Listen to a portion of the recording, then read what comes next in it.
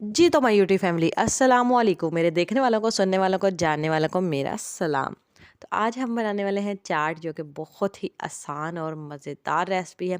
यहाँ पर मैंने 4 अदद केले ले लिए हैं, एक खीरा ले लिया है, एक गाजर ले ली है और एक शलजम, एक सेब, सबको काट लिया है और इसको मैं ऐड कर दूँगी बाउल के अंदर। तो इसको हम बॉल में ऐड कर देंगे। यहाँ पर मैंने क्या किया है, इसको करना है मिक्स और इसके ऊपर डाल देना है लेमन। लेमन को इसके ऊपर निचोड़ लेना है अच्छे से।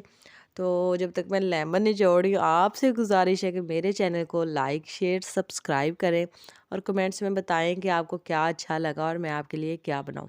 और यकीन करें, आपको यकीन करना ही पड़ेगा। अच्छा, आपने कर लिया है, तो सबसे पहले आपने क्या करना है कि उँगली उठाएं और रेड बटन को दबा दें, जिसके कोई पैसे चार्ज नहीं होते, कोई टैक्स नहीं पड़ता आप पर।